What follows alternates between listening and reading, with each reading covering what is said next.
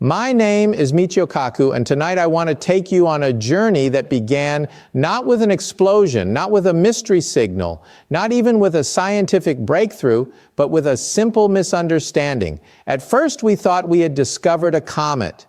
Nothing more, nothing less.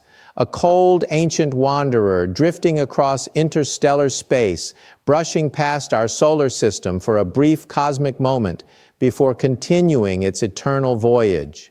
But the heavens have a sense of humor, and they rarely reveal their secrets without a fight, because this object, which we now call 3E Atlas, refused to behave like any comet we had ever seen. When the Atlas Observatory in Chile first detected it in July 2025, astronomers marked it as routine, just another interstellar visitor like Oumuamua or Borisov. Its hyperbolic orbit confirmed it wasn't bound to our sun. That alone was interesting, but not shocking. The universe is vast. Occasionally, things pass through. Before we begin, I need you to do something for me. Comment your city name below and tell me, have you noticed anything unusual in the night sky recently? Strange lights? Patterns that seem too deliberate to be random? But when we looked closer, when we tracked its faint tail illuminated by the solar wind, we realized something was deeply, profoundly wrong. A comet's tail always points away from the sun, pushed outward by radiation pressure. This is as fundamental as gravity itself. But 3I Atlas did something impossible. Its tail pointed directly toward the sun like a compass needle turning the wrong way, not drifting, not wavering. It aligned with purpose, with symmetry, like a machine adjusting its antenna. And then it reversed abruptly, cleanly, like someone flipping a cosmic switch. That was the first moment many scientists felt the hairs rise on the back of their necks. Comets don't do that. Dust and ice don't form perfect geometric maneuvers. This was something else, something deliberate. So we turned our most powerful eyes toward it. And what the James Webb Space Telescope revealed in those first spectral readings shook even the most skeptical researchers. Most comets are frozen water mixed with carbon dust, methane, ammonia, and organic molecules. Dirty snowballs, as we like to say. But 3I Atlas was almost pure carbon dioxide, nearly 90%, with almost no water at all. A comet without water is already strange, but one glowing from the inside, radiating heat, is stranger still. And then came the metallurgy, nickel without iron. In nature, nickel and iron come bundled. Stars fuse them together. You cannot separate them without intense industrial processing. Yet here it was, a nickel-rich composition with an iron deficit so extreme that it didn't match any natural body known to science. That was when some of us began to whisper, this isn't a rock, this is a vessel. But science demands caution. Many waited for the sun to end the debate. As 3I Atlas approached perihelion, the moment it would face the sun's blistering heat and gravitational stress, telescopes around the world prepared for the dramatic breakup that nearly all comets experience. But instead of disintegrating, it endured. The sun even fired a coronal mass ejection straight into it, a solar shotgun blast capable of stripping atmospheres from planets.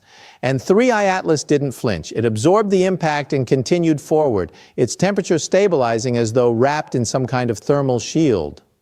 No comet behaves this way, but a spacecraft might. And then there was the shape.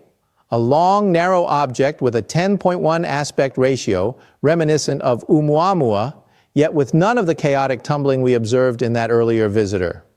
3. Atlas flew with absolute stability, controlled, balanced, as if guided by an onboard system maintaining orientation in real time. My colleague, Professor Avi Loeb, a brilliant mind and a man not prone to exaggeration, estimated the probability that we were observing an artificial object at 40%. Many criticized him for being too bold. After what I saw, I wondered if he was being too conservative, because then 3I Atlas committed its greatest violation of physics. Instead of accelerating away from the sun using the gravitational slingshot effect, a maneuver we ourselves use when sending probes deeper into space, this object slowed down. Understand what that means? There are no brakes in space. Nothing just decides to decelerate unless it has propulsion, unless it has intent. But 3 Atlas eased into a gradual, steady braking curve like a spacecraft approaching a destination. And while it slowed, something else happened. Something subtle, faint, and absolutely unmistakable. We heard a signal. 3 pulses, a pause, 3 pulses, a pause, repeating every 247 seconds on the hydrogen line, the universal frequency used in theoretical interstellar communication for over half a century, the one frequency we predicted all civilizations would understand. Hydrogen is the most abundant element in the universe. Its spectral line is a cosmic north star for communication. And now something out there was using it. Not random static, not cosmic interference, a pattern, a rhythm, a deliberate mathematical structure. In that moment, we crossed a threshold humanity has feared and dreamed of for centuries. We were no longer asking if we were alone in the universe. We were listening to something that might already know we exist. But the scientific community wasn't unified. Half believed 3I Atlas was our first encounter with an interstellar probe, perhaps ancient, perhaps automated, perhaps the relic of a long-lost civilization. The other half clung desperately to natural explanations, convincing themselves that the universe could mimic intelligence through sheer coincidence. But as more data arrived, denial became increasingly difficult. The James Webb Telescope recorded an unnatural polarization pattern from its surface shifting in sync with the radio pulses. Telescopes in Chile observed its tail splitting into 2 luminous streams intersecting at a perfect 90 degrees angle. Geometry nature does not produce in comet tails. It looked less like gas escaping and more like a signaling system. And the world watched with growing unease as 3I Atlas drifted beyond Earth's orbital plane. On August 29th, it made a small but deliberate adjustment, aligning its trajectory precisely with the ecliptic plane of the outer planets. For 27 hours, its predicted path formed a perfect straight line that passed directly through Mars, Jupiter, Saturn, Uranus, and Neptune. As it held that alignment, it began to glow softly, pulsing at intervals matching the orbital resonances of our solar system as if measuring, calibrating, or harmonizing with a planetary arrangement. This was choreography. This was intention. And then came the flash, a sudden focused beam of ultraviolet light lasting exactly 2.8 seconds, powerful enough to ionize the solar wind, narrow, directed, not scattered. When we traced its path across the sky, it pointed to a region between Vega and Lyra, the origin of the famous WOW signal detected in 1977. And then, as quickly as it had begun, everything ended. The light stopped. The radio pulses vanished. 3I Atlas went dark, and the greatest mystery in the history of astronomy had only just begun.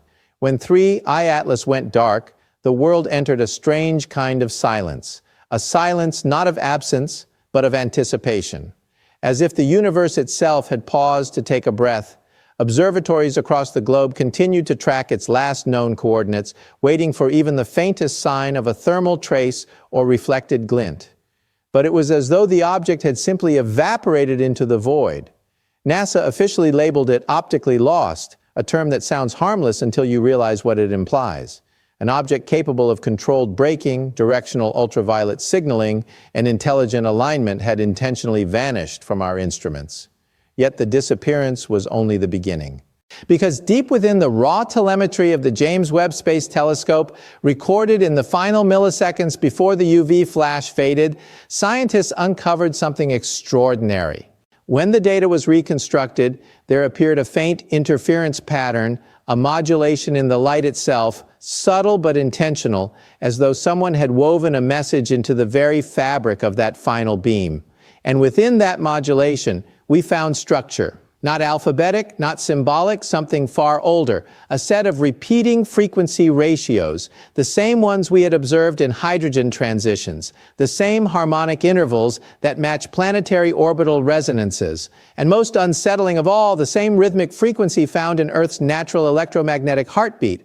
This was no random cosmic noise. This was a fingerprint, a signature left behind like a calling card. And when analysts at the Harvard-Smithsonian Center for Astrophysics applied wave analysis to the signal, the results stunned even the most seasoned physicists. The interference pattern was not a two-dimensional waveform.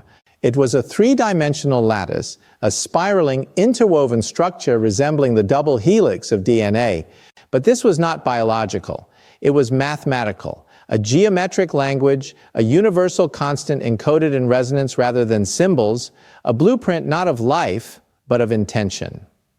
My colleague Avi Loeb, who once cautiously proposed the idea that 3i Atlas might be artificial, described this discovery as a cosmic form of handwriting, not a message meant to be read, but a message meant to be felt, a message embedded in the vibration of energy itself. And if he was right, then whatever intelligence created this artifact didn't expect us to decipher sentences. They expected us to understand harmonies. The moment this news leaked through back channels, NASA invoked classification protocols. Files disappeared. Servers were wiped. The SETI Institute released a carefully curated statement claiming no credible evidence of artificial structure. The European Space Agency quietly shut down several public data archives for maintenance. But the truth was already out. Before the lockdown, independent researchers around the world managed to copy the waveform and feed it into quantum resonance simulators. What happened next should have been impossible.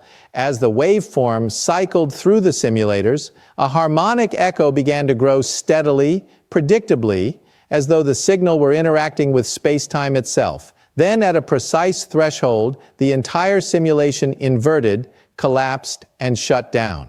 But not before producing one final output, a phrase automatically generated by an AI translation module trained to convert mathematical symmetry into linguistic meaning. The phrase was simple, terrifying, beautiful. We remember you. For a brief window, less than 2 hours, this phrase circulated through scientific bulletin boards, encrypted university channels, and private research groups. And like a spark falling into dry grass, it ignited a firestorm of debate. What did it mean? Who remembered us? Were we being addressed as a species, as a life form, or as participants in some ancient cosmic story we no longer recalled? But within a day, every mention of the phrase vanished, deleted, scrubbed, denied. Official narrative stabilized. 3i Atlas was a natural comet. Its anomalies the result of sensor errors and miscalculations. Yet no one who had seen the data could forget it, and no one could ignore what happened next.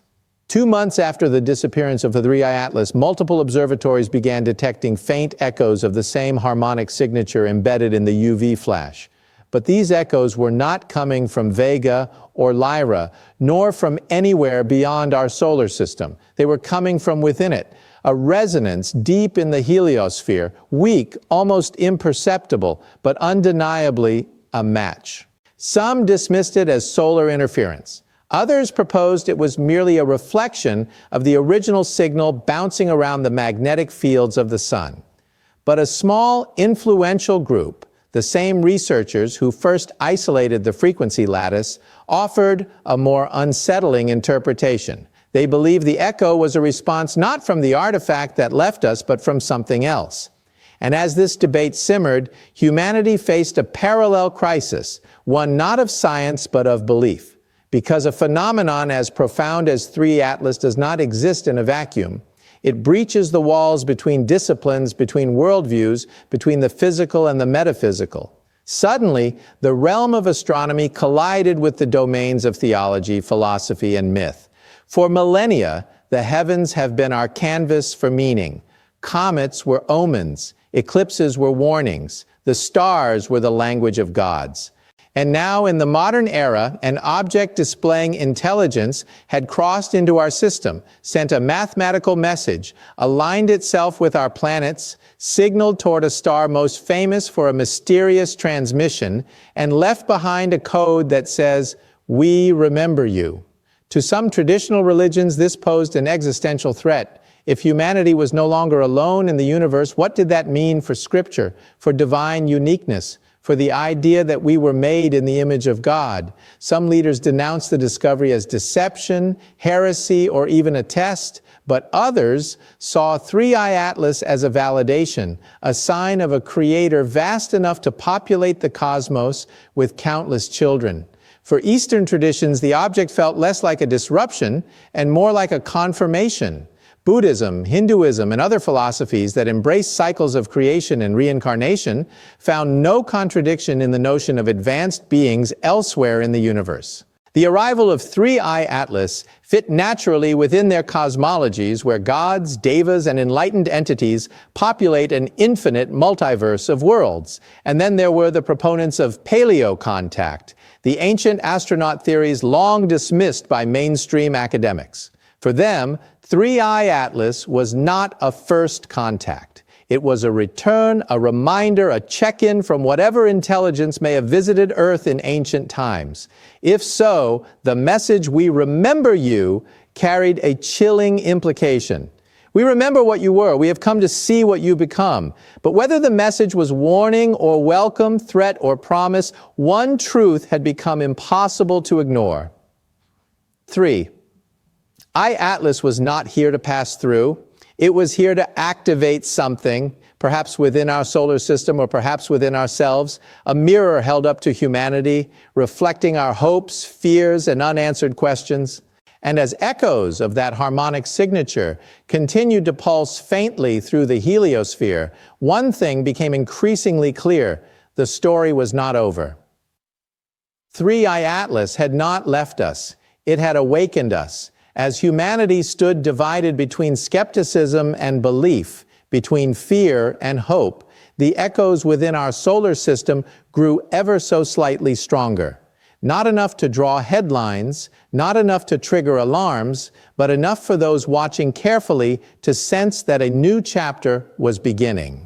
The harmonic signature, so faint it existed on the edge of instrumentation, carried the same ratios, the same resonant fingerprints embedded in the final flash emitted by Three-Eye Atlas. Yet this time, its origin point was not a mystery drifting toward the stars. It was close, uncomfortably close, somewhere within the reaches of the heliosphere, as if an unseen tuning fork had been struck and the solar system itself was beginning to hum in response.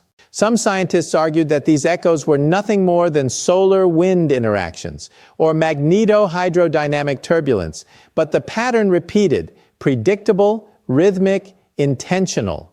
And in laboratories around the world where earlier simulations had collapsed with the haunting phrase, "We remember you," researchers began to wonder whether the artifact had awakened something dormant, something waiting patiently for the right frequency, the right moment, the right call.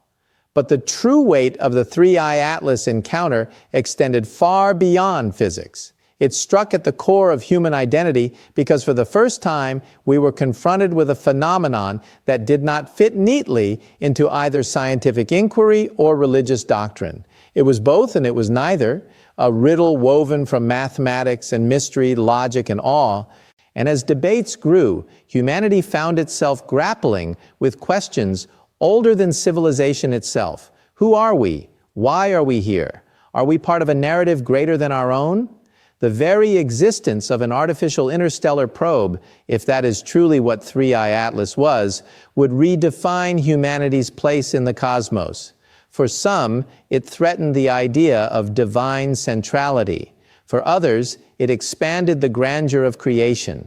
And for millions around the world, it ignited a hunger, a longing for connection, for meaning, for confirmation that intelligence beyond our fragile world not only exists but acknowledges us. The message, "We remember you," echoed across cultures in thousands of interpretations. Some saw comfort, others saw warning, but in every interpretation, one truth persisted. Memory implies history. And if we were remembered, then at some point, perhaps long before written civilization, humanity may have been known. Imagine the implications. Not visitors observing us for the first time, but witnesses returning. Not explorers discovering a new world, but caretakers checking on an old one. And yet, despite the philosophical storms raging across the globe, despite the classified files and the hushed scientific debates, a deeper, more intimate transformation was taking place. For the first time in generations, humanity collectively lifted its gaze upward. The stars were no longer distant, indifferent lanterns. They were possible homes, possible origins, possible destinations. The universe felt less like an empty ocean and more like a vast network of unknown civilizations, unknown stories, unknown harmonies. Perhaps that was the true purpose of the object, not to deliver a message of conquest or salvation, not to threaten or comfort, but to awaken something within us that had been dormant for far too long. Curiosity unchained by fear, imagination unbounded by doctrine, unity born not of politics but of wonder. If 3i Atlas came to teach, then its lesson was simple. You are not alone. You are never alone. And you are part of something immeasurably greater. The disappearance of the object did not close the story.